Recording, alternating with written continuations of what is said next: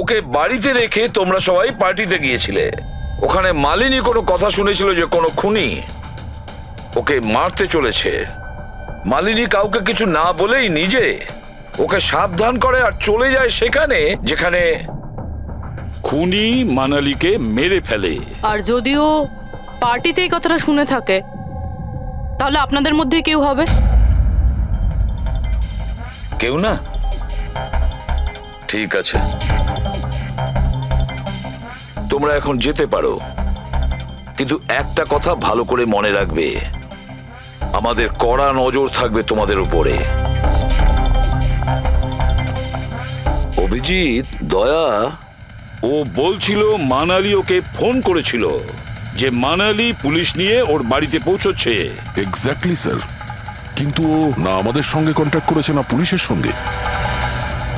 হতে পারে কেউ ওর পিছু নিয়েছিল, তাই হয়তো ভয় পেয়ে গিয়েছিল। একটা কাজ করি আমরা, পঙ্কজ পুরবী, ওই পার্টিতে যে কয়জন লোক এসেছিল ওদের প্রত্যেকের নাম আর ফোন নাম্বার বের করো, আর খোঁজ নাও ওই রাতে মানালির বাড়ির আশেপাশে ওদের মধ্যে কার ফোন অ্যাক্টিভ ছিল।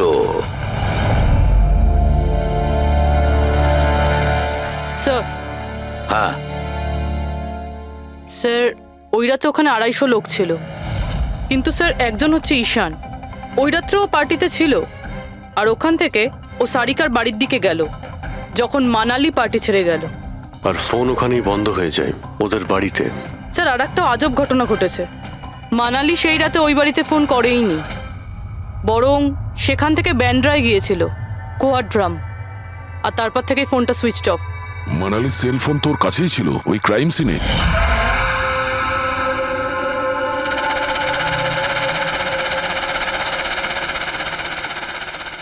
Switch off? আচ্ছা, এমনটা নয় তো যে ওই ফোনটা আসলে ঈশানের ফোন, ভুল করে ওখানে পড়ে গিয়েছিল? মানে ঈশান সেই রাতে সারিকা ভিলা এসেছিল। ডাকো ওই ঈশানকে বিউরোতে। স্যার আমি করেছিটা কি? আমাকে এখানে কেন ডাকা হয়েছে? ঈশান, একটু আপনার চশমাটা খুলবেন? চশমা? স্যার এটা তো উইদাউট নাম্বারের চশমা, এটা তো আমি রেগুলার পড়ি না। ডক্টর সালুকের কাছে নিয়ে যাও এটা। স্যার আমাকে এটা তো বলুন, আমি করেছিটা কি? আমরা আপনাকে এখানে মানালি মার্ডার কেসের ব্যাপারে ডেকেছি।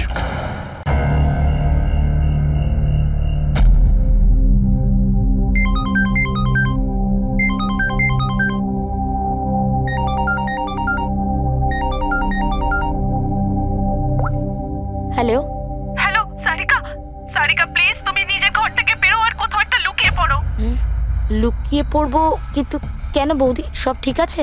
হ্যালো সারিকা আমার কথা শোনো, তুমি টাইম ওয়েস্ট করো না, তুমি নিজের ঘর থেকে বেরো। আমি এই পার্টিতে খালি শুনেছি তোমার জীবনের ঝুঁকি আছে, কেউ তোমাকে ওখানে মারতে আসছে। সারিকা প্লিজ ঘর থেকে বেরো। কি বলছো তুমি বৌদি? Hello hello. ওই লোকটা যেই হোক ও তোমার লেফট সাইড দিয়ে আসবে, আমিও পুলিশ নিয়ে আসছি ওখানে। প্লিজ প্লিজ তুমি টাইম ওয়েস্ট করো না, ঘর থেকে বেরিয়ে পড়ো।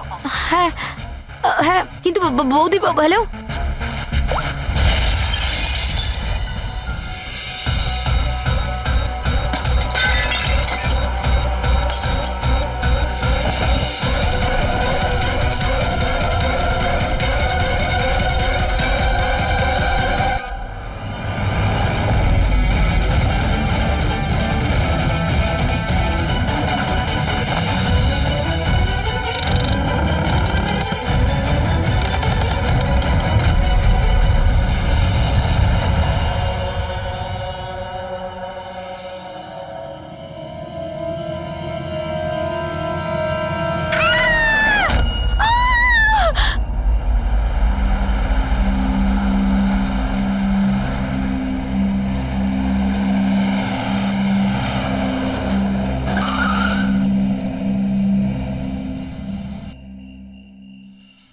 এক তো না বলে চলে গেছে, আর ফোনও তুলছে না। আরে ভাই, এমন কেউ করে নাকি? আরে কমসে কম বলে যাওয়া তো দরকার ছিল। হয়তো কোনো প্রবলেম হবে এই জন্য ধরেনি। তুমি না সব সময় কাম অন, প্রবলেম তো আমাদের হয়েছে, অ্যাট লিস্ট আমাদের বলা দরকার ছিল ওর।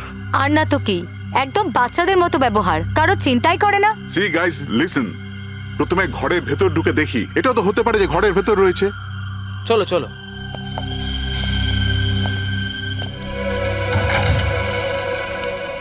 এখানে তো অন্ধকার কেন? আমি আলো জ্বালাচ্ছি।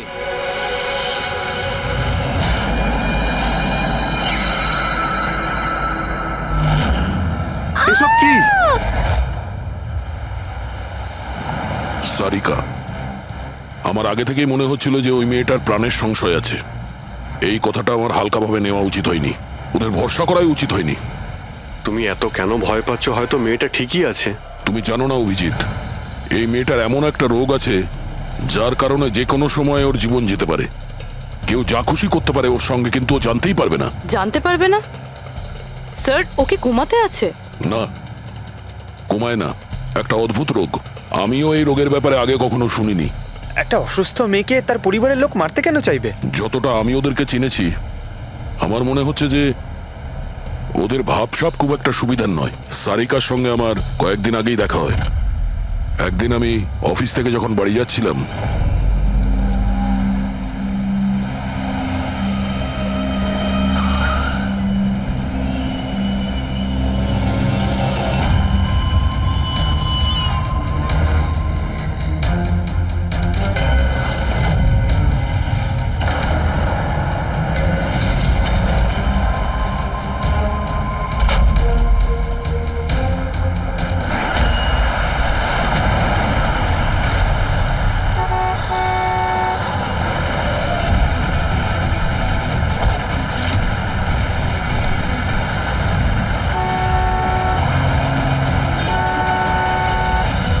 এই!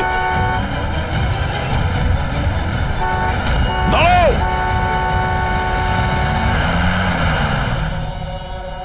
কি করছিলে তুমি? হ্যাঁ, এত বড় একটা ট্রাক সামনে থেকে বেরিয়ে গেল, তুমি দেখতে পাওনি? ও হর্ন বাজাচ্ছিল, তুমি শুনতে পাওনি? হ্যাঁ, আত্মহত্যা করার চেষ্টা করছিলে কি? মনে হচ্ছে দেখতেও পায় না, শুনতেও পায় না। কিন্তু এই রাস্তায় একা কি করছে? কে কে আছে এখানে? আকাশ দাদা, কে আপনি? কে? তার মানে আপনি দেখতে পান? তাহলে আপনি আমি আর ওই ট্রাক দেখতে পাননি? চাপা দিয়ে চলে যেত আপনাকে যদি আমি আপনাকে না বাঁচাতাম। সরি, আমি সত্যি দেখতে পাইনি। সারিকা, সারিকা তুমি ঠিক আছো তো? সারিকা, তুমি একলা কোথায় চলে গেছিলে? তোমার যদি কিছু হয়ে যেত তাহলে? আমি আগেই বলেছিলাম আমরা প্রপার্টি দেখতে যাচ্ছি, ওকে সাথে করে নিয়ে যাওয়ার কোনো দরকারই ছিল না, কিন্তু আমার কথা কেউ শোনেই না। রজনী প্লিজ থামো তুমি। ইনি ঠিকই বলছেন, আমি নিজে দেখেছি। ওনার লেফট সাইড দিয়ে একটা ট্রাক আসছিল, উনি দেখতে পাননি। ও হর্ন বাজাচ্ছিল, শোনেনি। চাপা দিয়ে চলে যেত ট্রাক যদি আমি না থাকতাম। থ্যাংক ইউ দাদা, থ্যাংক ইউ ভেরি মাচ। হ্যাঁ দাদা, সত্যি ও ট্রাকের আওয়াজ শুনতেও পাইনি আর দেখতেও পাইনি। তার মানে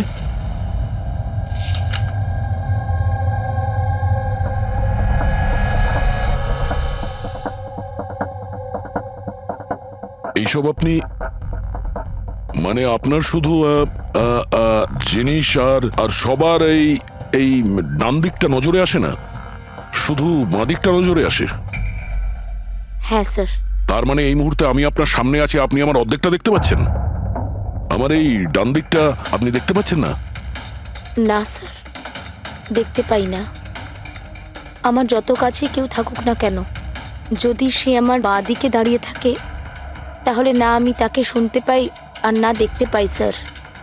আমার এই সমস্যাটা রয়েছে স্যার, হেমি স্পেশাল নেগলেক্ট। এই রোগের কারণের জন্য স্যার আমার মাথা লেফট সাইড রেজিস্টার করতে পারে না স্যার, শুধুমাত্র ডান দিকটাই বুঝতে পারি আমি স্যার। সেই জন্য আপনি এইসব পেন্টিংস, এই লোকজন, সবার ডান দিকটাই দেখতে পাই আমি স্যার। তাহলে এই এই অসুখের কোনো ট্রিটমেন্ট নিশ্চয়ই আছে। আর আপনারা আপনারা ওনাকে রাস্তায় যেতে দিলেন কি করে? আপনারা তো জানতেন যে ওনার সঙ্গে কি হচ্ছে, তারপরেও যদি কিছু হয়ে যেত ওনার? স্যার আপনি বলুন স্যার, ওর তো নিজের বুদ্ধি ব্যবহার করার দরকার ছিল। ওর কি দরকার ছিল রাস্তায় একা যাবার? আর এ কোনো ছোট বাচ্চা নাকি যে 24 ঘন্টা ওকে নজরে রাখতে হবে? ইনফ্যাক্ট আমরা এর জন্য একটা বেবি সিটার রেখে নিই যে 24 ঘন্টা ওর দিকে নজর রাখবে। এখন এসব বলে কি হবে? হ্যাঁ, ভুল আমাদের হয়েছে, এটা তোমরা মানো আর না মানো আমি মানি। Sir, I am so sorry sir. Sir এই ভুল আর দ্বিতীয়বার আর হবে না। সারিকা আমার ছোট বোন, আর এর খেয়াল রাখা আমার দায়িত্ব স্যার। কারেক্ট। এরপর থেকে এরকম কোনোদিন হবে না। আর তাছাড়া এখন তোমার ওষুধ খাওয়ার সময় হয়েছে না, চল ওষুধ খাবে। স্যার এটা তো খুবই ভয়ঙ্কর রোগ। যদি কেউ ওর লেফট সাইডে সোজাসুজি অ্যাটাক করে তাও ও বুঝতে পারবে না। এক্স্যাক্টলি, এই ব্যাপারটাতেই আমার ভয়। এক তো এই অসুখ, তার উপরে কোটি টাকার সম্পত্তির একলা ওয়ারিশও। সারিকার মা বাবা একটা অ্যাক্সিডেন্টে মারা গেছে, সারিকা বেঁচে গেছে, কিন্তু ওর এই হেমি স্পেশাল নেকলেট অসুখ হয়ে গেছে। ওর আশেপাশেও দেখভাল করার জন্য তো অনেক লোক আছে, কিন্তু তার মধ্যে জানি না কতজন আছে যারা সৎভাবে ওর ওর ভালো চায়। এরকম কেন মনে হচ্ছে তোমার? অভিজিৎ, ওই উইল অনুযায়ী সারিকার পরে পুরো সম্পত্তি এই আত্মীয়দেরই পাওয়ার কথা। আর আমার প্রথম থেকেই এদেরকে খুব একটা ভালো লাগছে না। আর এই কিছুদিন আগে আমি ওর বার্থডে পার্টিতে গেছিলাম। চলো সারিকা, এবার কেকটা কাটো। দাদা আর 2 মিনিট ওয়েট করে যাই, দয়া স্যার হয়তো চলে আসবেন। আমি ওনাকেও ইনভাইট করেছি। অন্তত আমাদেরও বলতে পারতে। আরে কে কি বললো না ভাই? Oh I am so sorry, আসতে একটু দেরি হয়ে গেল। Many many happy returns of the day, happy birthday. I will take it, দাও। আপনি আপনাকে ঠিক চিনতে পারলাম না।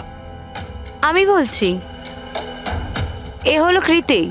সারিকার মতো পেশেন্টদেরকে হ্যান্ডেল করার জন্য ইনি ট্রেনিং নিয়েছেন, আর আমি ইনাকে 24 ঘন্টা সারিকার সাথে থাকার জন্য অ্যাপয়েন্ট করেছি।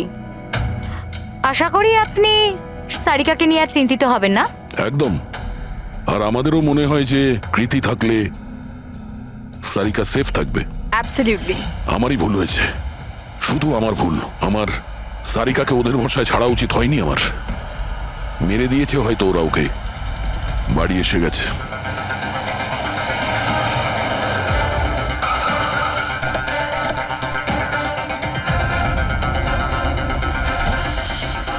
কোথায় ও? হ্যাঁ, কি করেছো তোমরা ওর সাথে? স্যার, আমরা তো জানি না কি হয়েছে। আমরা তো কিছুই করিনি স্যার। এক মিনিট, কি হয়েছে কি এখানে? স্যার, ড্রয়িং রুমের অবস্থা দেখে আমরা এতটাই ভয় পেয়ে গেছি যে আমরা ভিতরে যাইনি। আগে এটা বলো, সারিকা কোথায়? স্যার আমরা কিচ্ছু জানি না, আমরা কিচ্ছু দেখিনি। স্যার আমরা এইসব দেখে ঘাবড়ে গিয়েছিলাম আর সোজা আপনাকে ফোন করেছিলাম। ঠিক আছে, আমরা দেখে নিচ্ছি। পঙ্কজ, এদের সবার স্টেটমেন্ট রেকর্ড করো, আর কাউকে ভিতরে আসতে দেবে না।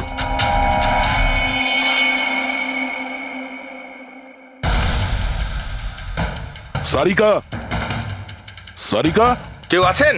এখানে তো মনে হচ্ছে অনেক কিছুই হয়েছে। এত রক্ত তো কোনো একজনের হতেই পারে না।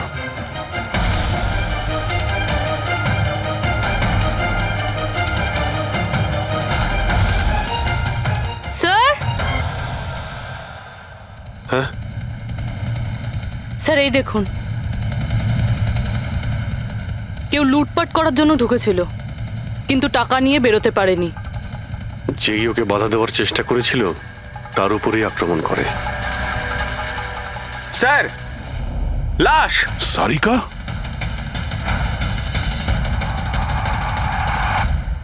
ও নো। মানালি তো এ। এরপর থেকে এরকম কোনোদিন হবে না।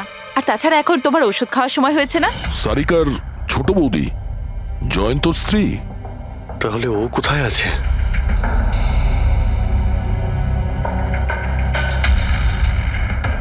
ও নো। দয়া, হ্যাঁ, এ হলো কৃতি। সারিকার মতো পেশেন্টদেরকে হ্যান্ডেল করার জন্য ইনি ট্রেনিং নিয়েছেন। এটা তো কৃতি। তুমি চেনো? হ্যাঁ, কৃতি স্যার, পালস চলছে, এখনো বেঁচে আছে। এ সারিকার রুমের বাইরে? সারিকা,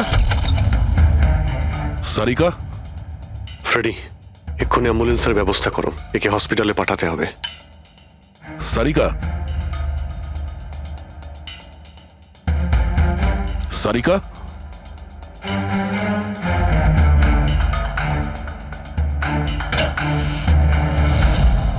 সারিকা, সারিকা, অভিজিৎ। না না না না না, কিছু নেই, কিছু নেই। Relax, আমরা relax. সিআইডি থেকে। এসো, রিল্যাক্স, বাইরে রিল্যাক্স, এসো, বাইরে এসো, বাইরে এসো। রবি, এসো। সাবধানে। তুমি ঠিক আছো তো? বসো, এখানে বসো। থ্যাংক গড একে পাওয়া গেছে। তুমি ঠিক আছো? সবাইকে মেরে দিয়েছে, সবাইকে মেরে দিয়েছে স্যার। এক মিনিট। কে করেছে এসব? কে ছিল সে? দয়া স্যার, কি হয়েছিল? স্যার সবাইকে মেরে দিয়েছে স্যার, কে? মেরে দিয়েছে, কে মেরেছে? মেরে দিয়েছে স্যার। আমার মনে হয় এক্ষুনি একে হসপিটালে পাঠানো উচিত। ওর মানসিক অবস্থা ঠিক নেই। ওটাই ঠিক হবে। মনে হচ্ছে শক পেয়েছে। মুরবি, তোলো একে। ওঠো। আমার সাথে এসো।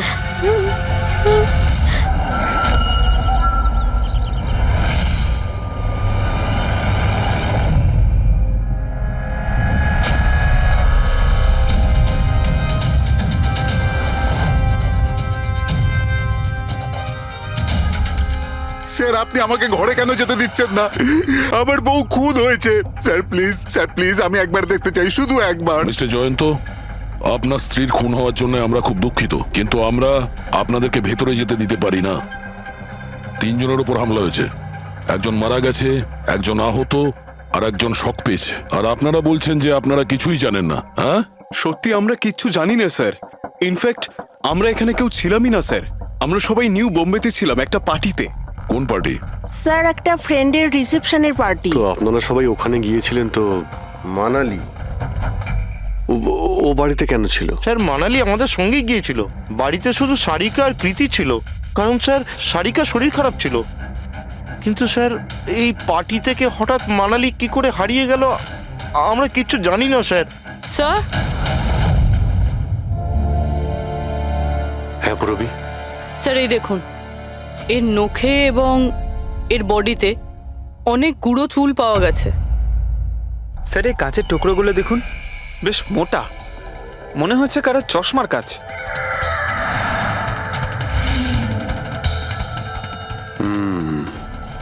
চশমারই মনে হচ্ছে। রেখে দাও সাবধানে। এই টেনে নিয়ে যাওয়ার চিহ্নের সঙ্গে রক্তের ফোঁটা।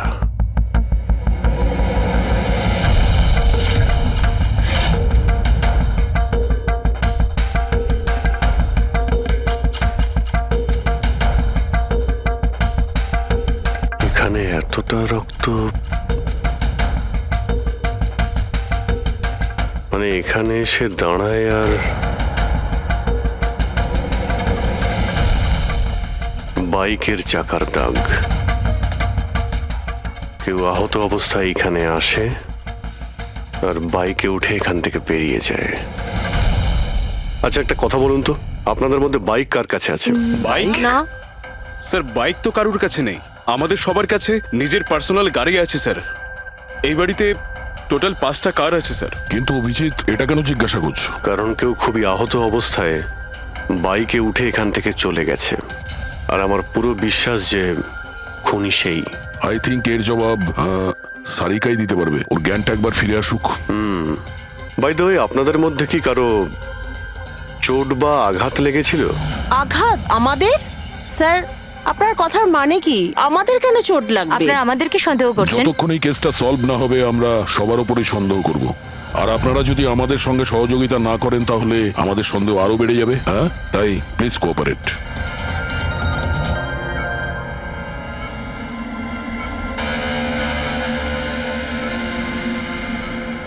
সারিকা,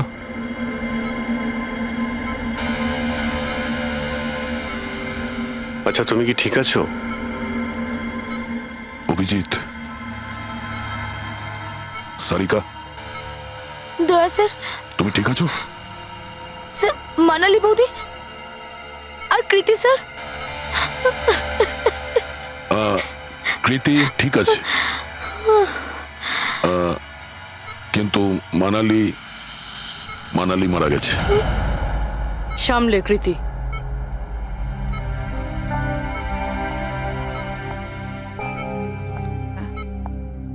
কৃতি,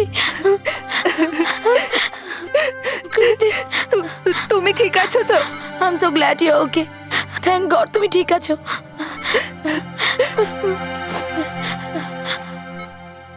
আচ্ছা কাল এক্স্যাক্টলি কি হয়েছিল তুমি বলতে পারবে?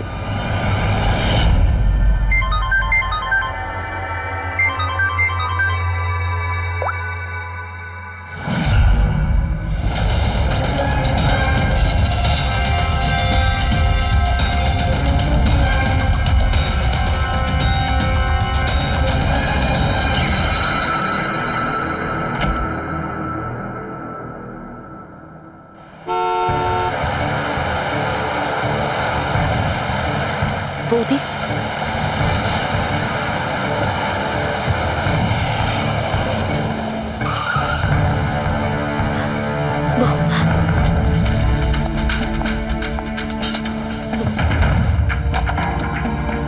সারিকা,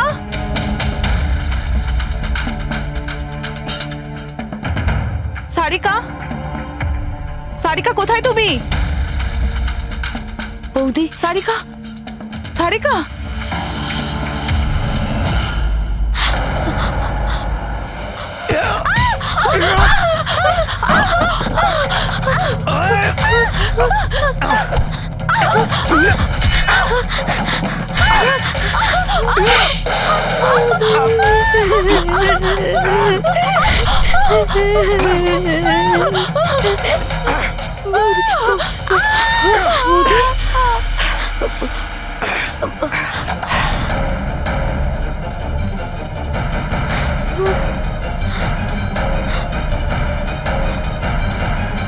কৃতি কৃতি কৃতি তো তুমি ওনার দরজাতে ধাক্কা দিয়েছিলে। তো কৃতি, আপনি আপনি কি দেখেছিলেন? আপনার উপরে আক্রমণ কি করে হলো? সারিকার জোরে চিৎকারের আওয়াজ পেলাম, আমি তখনই ঘর থেকে বাইরে আসি। সারিকা, এইসব কি করে? কৃতি কৃতি, সারিকা তুমি ঠিক আছো তো? কৃতি আমি আমি আমার রুমে কৃতি আমি এখানে। Okay okay okay Sarika, you don't worry, I am coming. Kriti সাবধানে, খুনি এখনো বাড়িতেই আছে। খুনি? সারিকা, তুমি ওকে দেখেছো যে কৃতির ওপর হামলা করেছে? হ্যাঁ স্যার, আমি দেখেছিলাম। সারিকা, সারিকা, কৃতি কৃতি সারিকা, সেই মুহূর্তে তুমি যা যা দেখেছো সেটা তুমি একটা পেপারের ওপর আঁকতে পারবে? হ্যাঁ স্যার, যখন আমি ওনাকে মানালি বৌদির পেছনে দেখেছিলাম তখন খুব ভয় পেয়ে গেছিলাম। আমি শুধু ওই মুখটার একটা ঝলক দেখতে পেয়েছিলাম স্যার। যখন আমি আবার দেখি তো তখন আমি শুধু হাতটুকু দেখতে পাই। কৃতি আমার দিকে আসছিল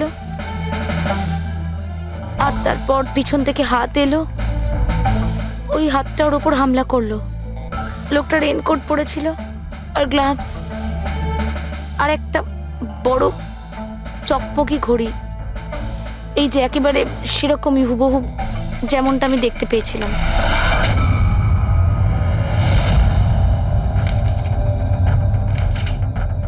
আই হোপ এই অর্ধেক ছবিগুলো দিয়ে আপনারা কিছু উপকার পেয়ে যাবেন হয়তো। চিন্তা করো না, এই অসম্পূর্ণ ছবিটা আমরা কমপ্লিট করব। ফেডরিক, মনোহরের কাছে এই পেন্টিং গুলো নিয়ে যাও আর বলো যে এই স্কেচ যেন কমপ্লিট করে।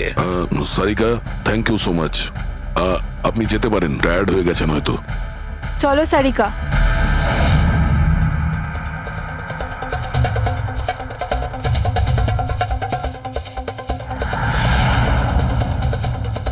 এই লোকটাকে তো আগে কখনো দেখিনি স্যার। হতে পারে শুধু এই কাজের জন্যই হায়ার করা হয়েছিল। আর ঠিক সময়ে মানালি ওর প্ল্যানটা ভেস্তে দিল। খুব মন দিয়ে দেখো এই স্কেচটা। এটা সেই লোকটার ছবি যে মানালিকে খুন করেছিল। আপনারা কি একে কোনোদিন দেখেছেন? আমি তো বুঝতেই পারছি না আমাদের কেন সন্দেহ করা হচ্ছে।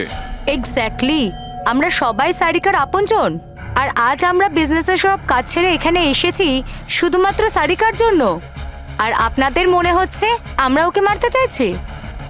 স্যার যে মারা গেছে ও আমার বউ স্যার, আর সারিকা আমার বোনের মতো। স্যার, আমি যখন খুব ছোট ছিলাম আমার বাবা মা মারা গিয়েছিল। সারিকার বাবা মাই আমাকে আদর যত্ন করে বড় করে তুলেছে।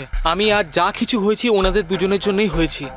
আর স্যার, আমি সারিকাকে আমার নিজের প্রাণের চেয়েও বেশি ভালোবাসি। এক্স্যাক্টলি, এক তো আমরা ওর জন্য নার্স রাখলাম, আর আপনারা সবাই আমাদেরকেই সন্দেহ করছেন। হ্যাঁ, সন্দেহ করছি তোমাদের সবাইকে। আমি নিজের চোখে দেখেছি কতটা ভালোবাসো তোমরা ওকে।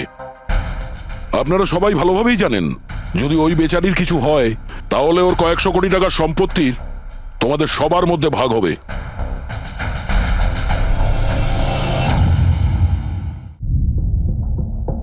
ওকে বাড়িতে রেখে তোমরা সবাই পার্টিতে গিয়েছিলে। ওখানে মালিনী কোনো কথা শুনেছিল যে কোনো খুনি ওকে মারতে চলেছে। মালিনী কাউকে কিছু না বলেই নিজে ওকে সাবধান করে আর চলে যায় সেখানে যেখানে খুনি মানালিকে মেরে ফেলে। আর যদিও পার্টিতে এই কথাটা শুনে থাকে তাহলে আপনাদের মধ্যে কেউ হবে? কেউ না? ঠিক আছে, তোমরা এখন যেতে পারো, কিন্তু একটা কথা ভালো করে মনে রাখবে, আমাদের কড়া নজর থাকবে তোমাদের উপরে। অভিজিৎ, দয়া, ও বলছিল মানালি ওকে ফোন করেছিল যে মানালি পুলিশ নিয়ে ওর বাড়িতে পৌঁছচ্ছে। এক্স্যাক্টলি স্যার, কিন্তু ও না আমাদের সঙ্গে কন্ট্যাক্ট করেছে না পুলিশের সঙ্গে। হতে পারে কেউ ওর পিছু নিয়েছিল, তাই হয়তো ও ভয় পেয়ে গিয়েছিল। একটা কাজ করি আমরা, পঙ্কজ পুরবী, ওই পার্টিতে যে কয়জন লোক এসেছিল ওদের প্রত্যেকের নাম আর ফোন নাম্বার বের করো আর খোঁজ নাও ওই রাতে মানালির বাড়ির আশেপাশে ওদের মধ্যে কার ফোন অ্যাক্টিভ ছিল।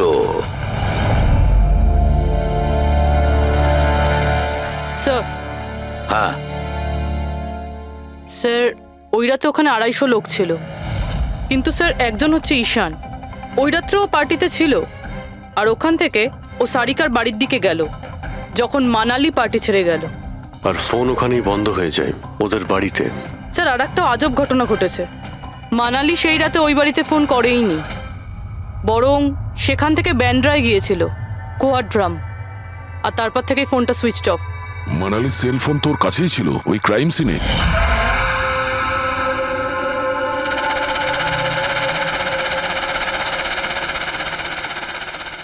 Switch off? আচ্ছা, এমনটা নয় তো যে ওই ফোনটা আসলে ঈশানের ফোন, ভুল করে ওখানে পড়ে গিয়েছিল? মানে ঈশান সেই রাতে সারিকা ভিলা এসেছিল। ডাকো ওই ঈশানকে বিউরোতে। স্যার আমি করেছিটা কি? আমাকে এখানে কেন ডাকা হয়েছে? ঈশান, একটু আপনার চশমাটা খুলবেন? চশমা? স্যার এটা তো উইদাউট নাম্বারের চশমা, এটা তো আমি রেগুলার পড়ি না। ডক্টর সালুকের কাছে নিয়ে যাও এটা। স্যার আমাকে এটা তো বলুন, আমি করেছিটা কি? আমরা আপনাকে এখানে মানালি মার্ডার কেসের ব্যাপারে ডেকেছি। ক্রাইম সিনে আমরা চশমার ভাঙা কাঁচ পেয়েছি। আপনার চশমাটাকে ওই কাচের সঙ্গে ম্যাচ করিয়ে দেখব। কিন্তু স্যার আমি তো ওই জায়গায় যাইনি। যদি তুমি নাই গিয়ে থাকো তাহলে তোমার ফোন ওখানে ওই ভিলাতে কি করছিল? আর মানালির ফোন তোমার বাড়িতে মান্দ্রাতে কিভাবে পৌঁছলো? ওই স্যার পার্টিতে আমাদের ফোন এক্সচেঞ্জ হয়ে গেছিল, কারণ আমাদের ফোন দুটো এক। কি হলো মানালি ম্যাডাম, আপনাকে চিন্তিত মনে হচ্ছে? চিন্তিত আমি? না তো, আসলে আমি ওই জয়ন্ত আর আকাশকে খুঁজছিলাম। আপনি ওদের কোথাও দেখেছেন? হ্যাঁ, ওরা দুজন ভেতরেই হবে। আসলে কি হয়েছে, এত চেঁচামেচি আর এই ডিস্কোতে আমি কিছু বুঝেই উঠতে পারছি না। আপনি প্লিজ আমাকে একটু হেল্প করে দেবেন ওদের খুঁজে পেতে? আমি ওদের ভেতর থেকে আপনার কাছে পাঠাচ্ছি।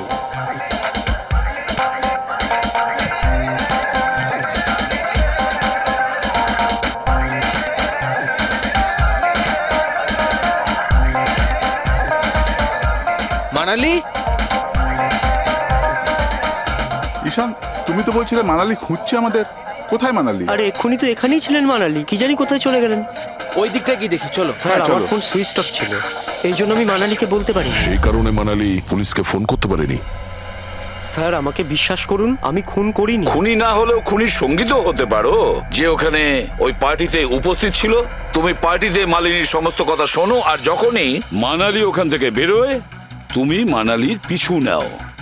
কোনো কায়দা করে তুমি মানালির ফোন তোমার বাড়ি ব্যান্দ্রাতে পাঠিয়ে দিলে, আর ওখানে পাওয়া চশমার কাঁচের টুকরো, আমাদের সন্দেহ ওটা তোমার চশমার রিপোর্ট তো আমরা পেয়েই যাব আমাদের ফরেন্সিক ল্যাব থেকে।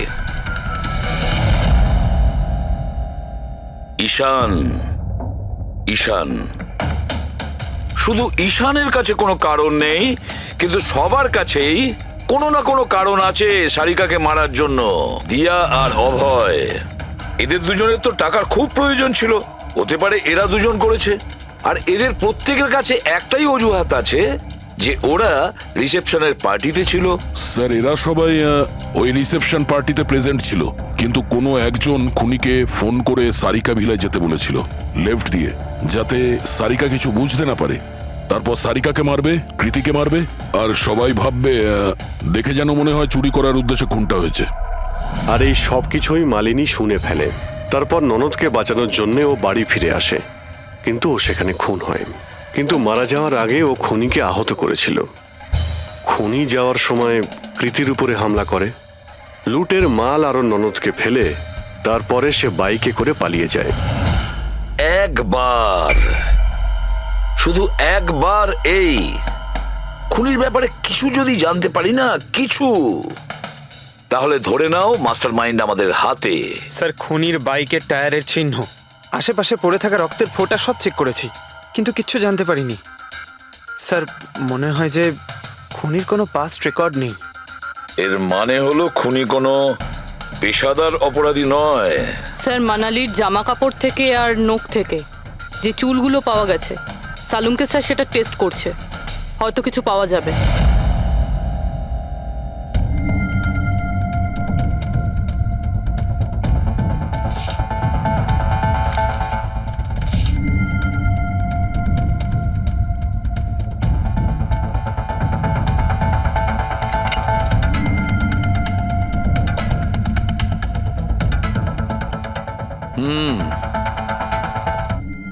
আমার আন্দাজ একদম ঠিক ছিল। এবার শুধু ডিএনএ রিপোর্টটা দরকার। হ্যাঁ সালুকে।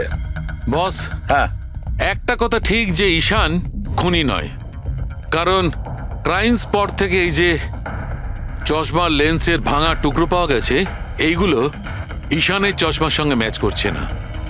এক তো ঈশানের চশমার পাওয়ার 0, আর দ্বিতীয়ত ঈশানের যে চশমাটা তার লেন্সগুলো একদম নর্মাল, কিন্তু এই লেন্সটা ফটোক্রোম্যাটিক, মানে রোদের সঙ্গে রং পাল্টায়। আচ্ছা, ওই যে রক্ত পাওয়া গিয়েছিল ওই বাইকে টায়ারের মার্কের কাছে, সেটা কি খুনির রক্ত? হ্যাঁ, ওই রক্তটা খুনিরই, যার বয়স 25 থেকে 30 বছরের মধ্যে। আর মানালির নখে যে চুলটা পাওয়া গেছে ওটা নিশ্চয়ই খুনির।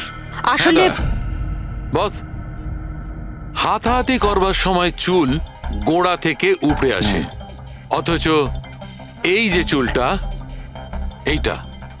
এটা উপড়ে আসেনি, কাটা হয়েছে। আর এইটা দেখো স্ক্রিনে, যতগুলো চুল আছে সব আলাদা আলাদা রকমের। কোনো চুল সিধে, কোনোটা কোঁকড়ানো, আর ওগুলো রং দেখো, প্রত্যেকটা চুলের রং আলাদা, কোনোটা কালো, কোনোটা ব্রাউন, কোনোটা ডার্ক ব্রাউন, আর ওই গোল্ডেনও আছে। এই চুলগুলো একটা লোকের হতেই পারে না। আলাদা আলাদা লোকের চুল? হ্যাঁ দয়া, এই চুল থেকে আমরা বিভিন্ন ধরনের কেমিক্যাল পেয়েছি, যেমন হচ্ছে কেরাটিন, ফিফটাইন, আর অনেক কিছু। আমার মনে হচ্ছে না যে এই চুলগুলো কোনো একজন লোকের মাথার চুল। Hello, oh good, very good, thank you very much, good news, bye. DNA টেস্টের রিপোর্ট, এই রিপোর্ট এই বিষয়টা কনফার্ম করছে যে এই যে চুলগুলো সেগুলো কোনো একজন ব্যক্তির চুল নয়। যে লোকটার ড্রেসের ওপর আলাদা আলাদা চুল আছে, আলাদা আলাদা লোকের কাটা চুল, সেই লোক কোনো বড় সেলুনে কাজ করে, হেয়ার স্টাইলিস্টের।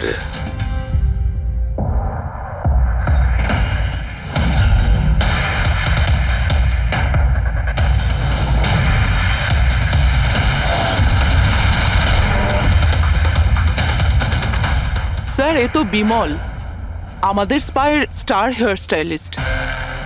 স্যার, এখানে যেই আসুক না কেন সবাই ওর কাছেই হেয়ার স্টাইল করতে চাইতো। কিন্তু স্যার, এই কিছুদিন ধরেই হলো এই টাকা পয়সা নিয়ে ভীষণ চিন্তিত থাকতো। এর জুয়া খেলার খুব অভ্যাস ছিল, কিন্তু স্যার এই খুন করবে এটা স্যার আমি একদম ভাবতেই পারছি না। যাই হোক, এখনো কোথায় আছে বলতে স্যার, পারবেন? একে এখন কোথায় পাবেন এটা আমি বলতে পারবো না, তবে কিছুদিন যাবত এখানেও কাজে আসছে না, আর নাও ও আমার ফোন তুলছে। আপনি ওর ফোন নাম্বার আর অ্যাড্রেসটা দিন আমাদের। হ্যাঁ স্যার, আমি এখনই আনছি।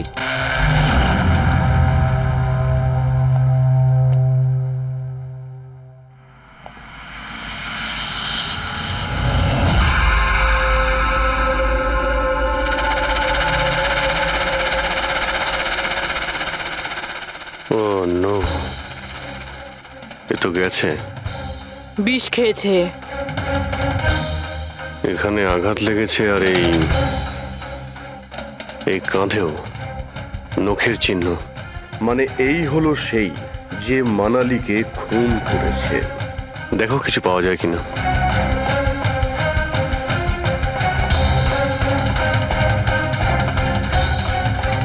স্যার, হ্যাঁ, আমি বিমলের বাইকটা চেক করলাম স্যার। বাইকটার হ্যান্ডেলে শুকিয়ে যাওয়া রক্ত আর কাঁদালে আই এম শিওর স্যার এগুলো ওই বাড়িটার ব্যাকইয়ার্ড থেকেই লেগেছে।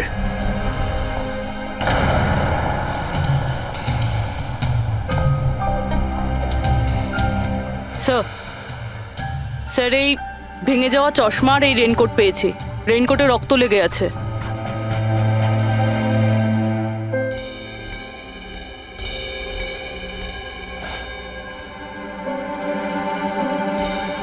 এই দেখতে পাচ্ছ, বাঁ হাতে ঘড়ি। হ্যাঁ, তাহলে স্যার যদি বিমল বাঁ হাতে ঘড়ি পরতো তাহলে ও কি করে বলল যে ডান হাতে ঘড়ি পরা ছিল? ওই রাতে পার্টিতে মানালি কেউ সারিকাকে খুন করবে সেই আলোচনা শুনে ফেলে, আর তখন মানালি ঈশানের কাছে সাহায্য চায়। ওকে বলে যে জয়ন্ত আর আকাশকে ওখানে পাঠিয়ে দিতে। এর মানে আকাশ আর জয়ন্ত দুজনেই নির্দোষ। বাকি রইল এই তিনজন, রজনী, অভয় আর দিয়া। ওই খুনের মাস্টারমাইন্ড এই তিনজনের মধ্যেই কেউ হবে। আচ্ছা স্যার, ওই কলের অন্যদিকে কে ছিল? স্যার ওই বিমল হতে পারে। না স্যার, আমি বিমলের ফোন রেকর্ড চেক করেছি। ওই রাত্রে ওদের মধ্যে কেউই বিমলকে ফোন করেনি। তাহলে অপর প্রান্তে কে ছিল সেদিন? ল্যান্ডলাইন? আচ্ছা, ওদের বাড়ির ল্যান্ডলাইন ফোন? হ্যাঁ, হতে পারে। ফ্রেডি, পঙ্কজ, একটু খোঁজ নিয়ে দেখো তো 11টার আশেপাশে ওদের ল্যান্ডলাইনে কেউ ফোন করেছিল কিনা। ওই মেয়েটার কথা অনুযায়ী খুনি ডান হাতে ঘড়ি পড়েছিল, যেখানে বিমল বাঁ হাতে ঘড়ি পড়েছিল। আরও এটাও বলেছিল যে খুনি যে রেনকোট পরেছিল সেটা ব্লু কালারের ছিল, কিন্তু আমরা বিমলের বাড়ি থেকে যে রেনকোট পেয়েছি সেটা কালো ছিল। হতে পারে সারিকা কিছু ভুল করেছিল, ঠিকমতো দেখতে পাইনি ও। স্যার, স্যার ওই রাতে 11:30টার সময় ওই বাড়িতে কেউ ফোন করেছিল। কে ফোন করেছিল? আপনারা সত্যি বলছেন এই সব কিছুর পেছনে আমার নিজের লোকের হাত আছে? একটু অপেক্ষা করুন, সব জানতে পারবেন। স্যার, আপনারা আবার কেন খোঁজ খবর নিচ্ছেন? একবার তো খোঁজ খবর নিয়েছেন। সেদিন প্রমাণ একত্রিত করার জন্য আর আজ কেস ক্লোজ করার জন্য। আপনি একটু অপেক্ষা করুন, এখনই সবকিছু জানতে পেরে যাবেন। স্যার, পেয়ে গেছি। কিন্তু এটা তো সেই রেনকোটটাই যেটা ওই খুনি পড়েছিল। এখানে কি করে এলো? বলছি, তুমি বলেছিলে যে মানালি তোমাকে দৌড়ে এইখানে বাঁচাতে এসেছিল। কারণ ও ওখানে পার্টিতে শুনেছিল যে কেউ তোমাকে খুন করতে চায়। কিন্তু সে খুনি ছিল না, সেই ছিল যে এই পুরো প্ল্যানটা করেছিল। আর যার সঙ্গে ওর ফোনে কথা হয় সেও কিন্তু খুনি নয়, অন্য কেউ ছিল। সেই সময় এই বাড়িতেই সে তোমার সঙ্গে উপস্থিত ছিল। বাড়িতে? ওই সময় আমার সাথে কৃতি, কারেক্ট? এটা পুরো প্ল্যান ছিল। খুনি কাজ ভেঙে বাড়ির ভেতরে ঢোকে, কিন্তু গন্ডগোল তখন হলো যখন ও মানালিকে মারল সারিকা ভেবে। মানালি তো মারা গেল, কিন্তু মরার আগে ও খুনিকে এতটাই আহত করে দিয়েছিল যে খুনি এখানে সারিকাকে মারার জন্য দাঁড়ায়নি, পালিয়ে গেছে। স্যার, স্যার এক মিনিট, যদি খুনি পালিয়ে গেল তাহলে কৃতিকে কে মারলো? কারণ সারিকা নিজের চোখে কৃতির উপর হামলা হতে দেখেছে। হ্যাঁ, আমি দেখেছিলাম। ওই হাতটা এলো আর ও কৃতির ওপর হামলা করেছিল। হামলা তো হয়েছে, কিন্তু করলোটা কে?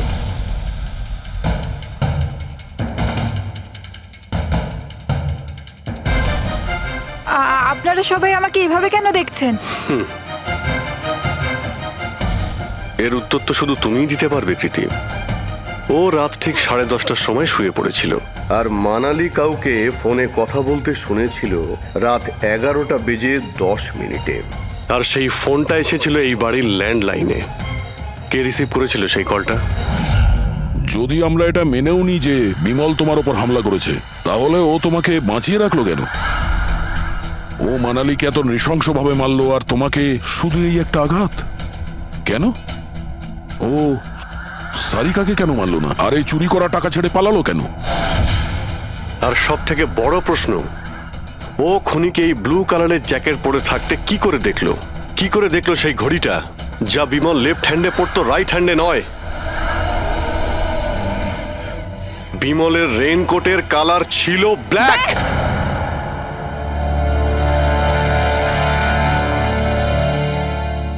ঠিক চিনেছেন আপনারা। ওই হামলা আমি নিজেই করেছিলাম।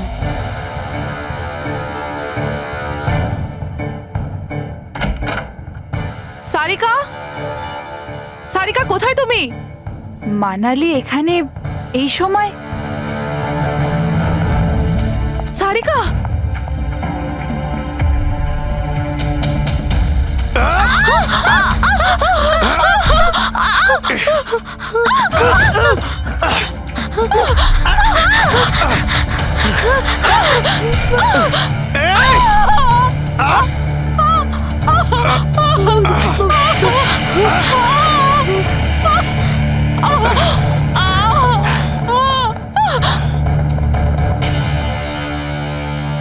কৃতি,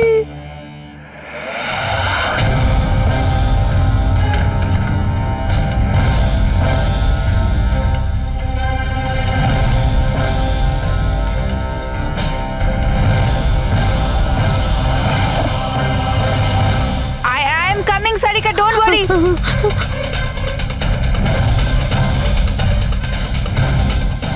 কৃতি, কারণ আমি চাইনি কেউ আমার উপর সন্দেহ করুক। আর তুমি যখন এত কিছু বলেই দিলে, তখন ওই মাস্টার মাইন্ডের নামটাও বলে দাও।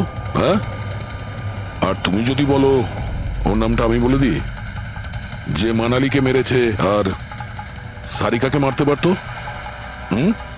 কি রজনী দেবী, আপনি জানেন আমরা কার কথা বলছি?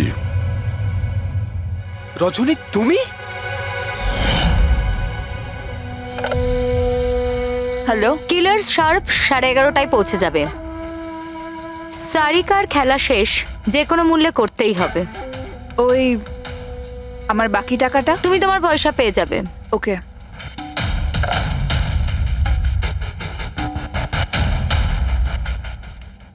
রজনী, তোমার জন্য আমি আমার বউকে... আমার পয়সার দরকার ছিল।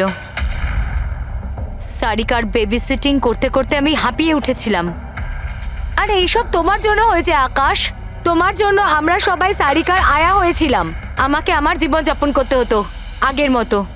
এই জন্য আমি প্ল্যান করেছিলাম, আর কৃতিকে বাড়িতে নিয়ে এসেছিলাম।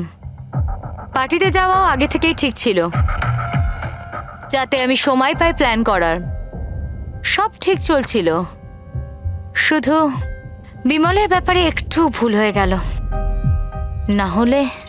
এত কিছু হয়ে যাওয়ার পরেও দেখছি তোমার কোনো অনুতাপ নেই, বরং নিজের প্ল্যান নিয়ে গর্ব করছো।